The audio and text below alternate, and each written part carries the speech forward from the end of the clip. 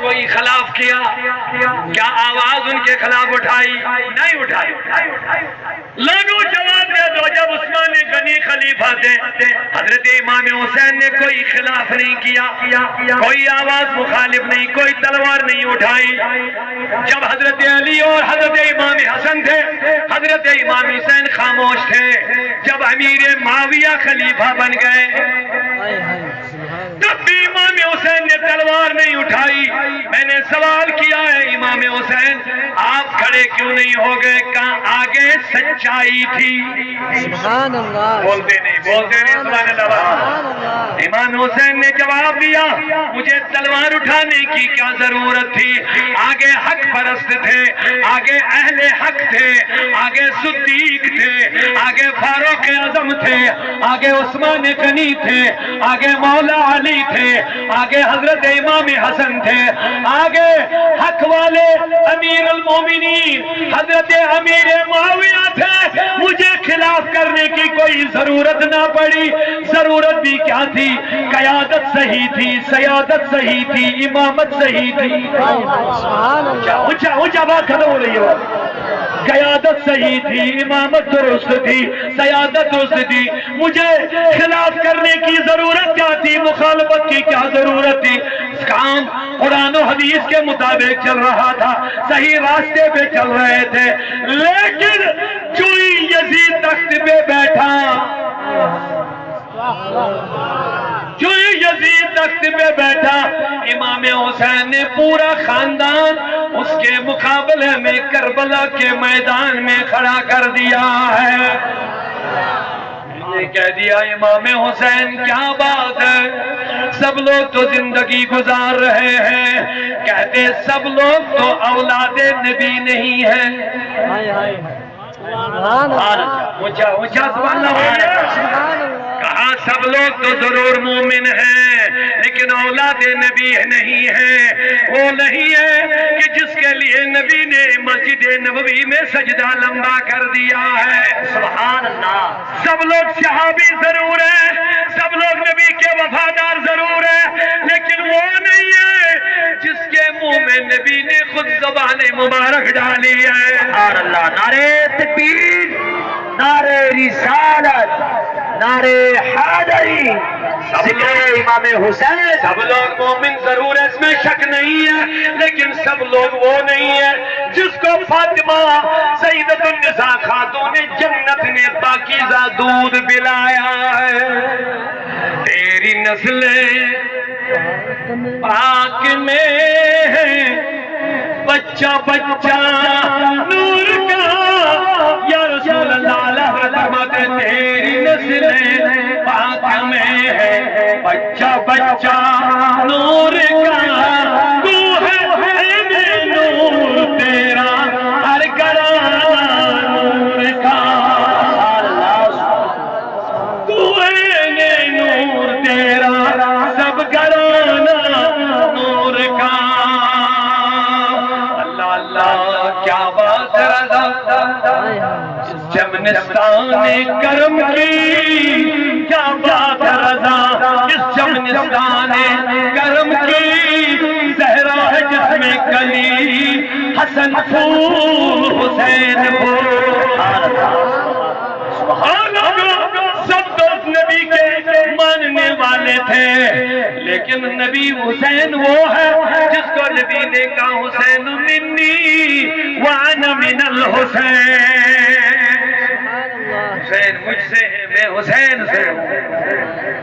حسین کے رگوں میں مصطفیٰ کا خون دوڑ رہا تھا۔ تو میں عرض کر رہا تھا جب خلیفہ صحیح تھے تو حسین نے کوئی تلوار نہیں اٹھائی، لیکن جب تخت پہ یزید بیٹھا، جب تخت پہ فاسق بیٹھا، جب تخت پہ شرابی بیٹھا، جب تخت پہ بے نمازی بیٹھا، جب تخت پہ اللہ کا نافرمان بیٹھا، جب تخت پہ وہ بیٹھا جو گناہوں کو فروغ دینا چاہتا تھا، جو قانون کو بدلنا چاہتا تھا، جو شریعت مصطفیٰ کے نظام کو تبدیل کرنا چاہتا تھا، جب تخت پہ وہ بیٹھا جو مصطفیٰ کی دی ہوئی تعلیم کو تبدیل کرنا چاہتا تھا، تو حسین نے کہا اب میری غیرت یہ برداشت نہیں کرے گی کہ میں خاموش بیٹھ پاؤں گا۔ جب یزید نے دباؤ ڈالا حسین سے بیعت لے لو، بیعت لے لو، ہاتھ میں ہاتھ دے دو، حسین بچ جائے گا۔ کہا میرے بچنے کا معاملہ نہیں، نبی کے دین کے بچنے کا معاملہ، سبحان اللہ، میرے بچنے کا مسئلہ نہیں، میں بچوں یا نہ بچوں، مصطفیٰ کی امامت بچے وہی سب کچھ ہے۔ حسین نے دین کی اہمیت کو سمجھتے ہوئے سب کچھ قربان کر لیا ہے۔ میں آپ سے معذرت کے ساتھ عرض کرنا ہوں، حسینی جلسے منانے والوں، حسینی کردار کے بنو، شراب کے خلاف، بدکاری کے خلاف، منشیات کے خلاف، بے حیائی کے خلاف اٹھو، کھڑے ہو جاؤ، اپنے گھروں میں کردار حسین پیدا کرو۔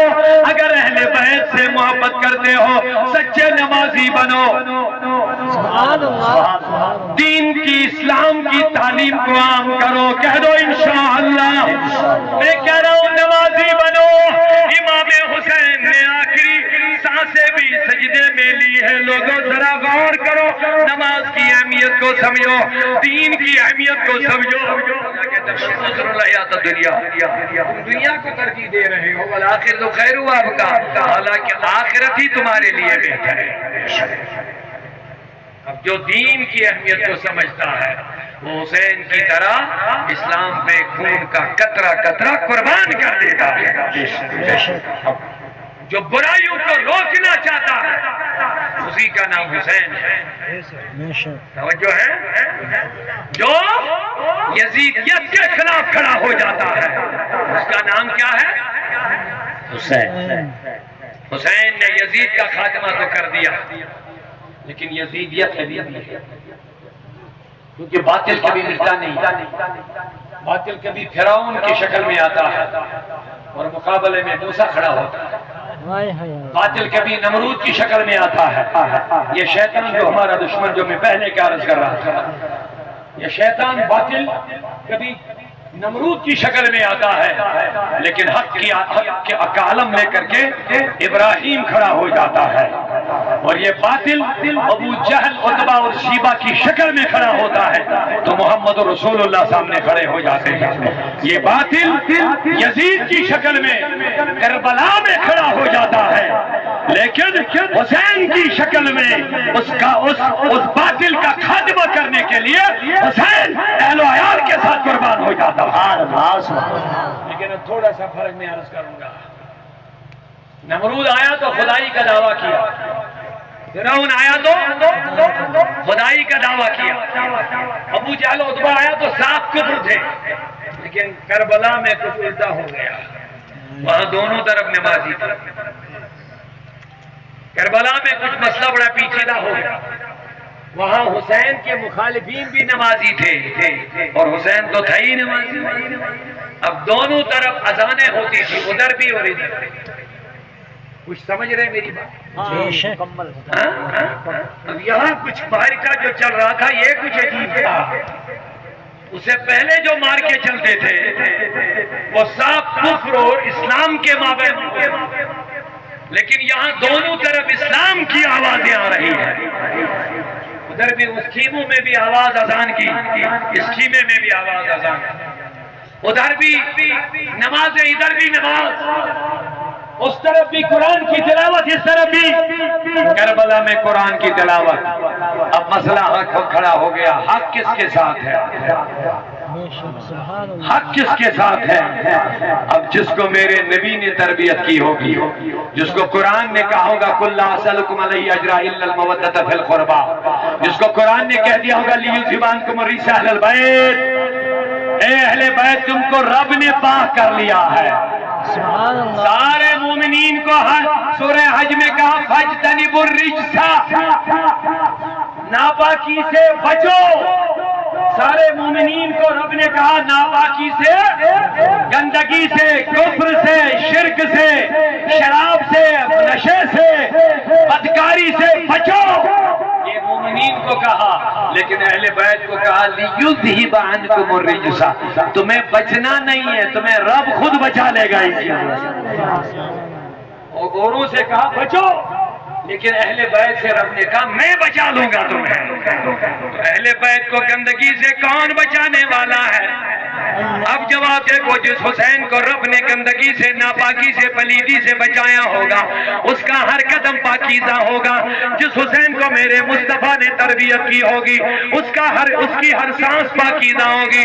جس کو پاکیزہ ماں فاطمہ نے پاکیزہ دودھ پلایا ہوگا، خدا کی قسم اس کے رگوں میں چلنے والا خون اور سارا جسم، سارا وجود اور سارے ارادے پاک ہی پاک ہوں گے۔ نعرے تکبیر، نعرے رسالت، ذکر شہداء اعظم، نعرے تکبیر، نعرے رسالت۔ آپ بتائیں، دونوں طرف خیموں میں نماز ہوتی تھی، جماعت ہوتی تھی، لیکن امام حسین نے اپنی جماعت الگ کر دی۔ آج کل بہت سارے لوگ کہتے ہیں کہ آپ ان کے پیچھے نماز کیوں نہیں پڑھتے؟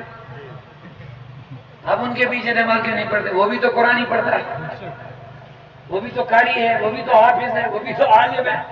میں نے کہا مجھ سے نہ پوچھ، کربلا کے شہسوار سے پوچھ، سبحان اللہ، مجھ سے نہ پوچھ اس امام کے پیچھے کیوں نماز نہیں پڑھتا ہے، حسین سے پوچھ۔ کہا وہ کیا مطلب؟ میں نے کہا دونوں طرف جماعت تھی، دونوں طرف اذان تھی، دونوں طرف قرآن تھا، دونوں طرف امامت، سبحان اللہ، دونوں طرف تکبیر، دونوں طرف اقامت، دونوں طرف نعرہ تکبیر، ادھر بھی تکبیر، ادھر بھی کلمہ شہادت، ادھر بھی کلمہ شہادت۔ لیکن حسین بن علی میرے نبی کے نواسے فاطمہ کے بیٹے حیدر کرار کے بیٹے نے اس امام کے پیچھے نماز نہیں پڑھی۔ 20,000 سے زیادہ مقتدی تھے ادھر، ہائے ہائے ہائے، ایک امام کے پیچھے 20,000 سے زیادہ مقتدی تھے نمازی، لیکن ادھر صرف 72 نوجوان۔ امام حسین، سبحان امامت کے اوپر امام حسین۔ میں نے سوال کیا حسین رضی اللہ عنہ مجھے بتا تم نے اس امام کے پیچھے نماز کیوں نہیں پڑھی؟ کہا جو میرے نبی کا وفادار نہ ہوگا، جو غدار صحابہ ہوگا، جو غدار نبی ہوگا، جو شرابی ہوگا، جو بد کردار ہوگا، جو بدعقیدہ ہوگا، حسین اس کے پیچھے نماز پڑھنے والا نہیں ہوگا۔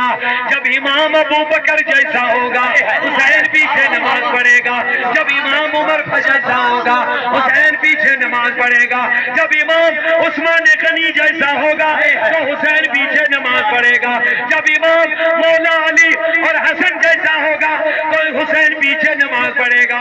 اور مجھے کہنے دو حسین نے اعلان کر دیا جب امام امیر معاویہ رضی اللہ عنہ ہوگا حسین پیچھے نماز پڑھے گا، لیکن جب امیر معاویہ کا بیٹا یزید فاسق تخت پہ آئے گا حسین پیچھے نماز پڑھنے والا نہیں ہے۔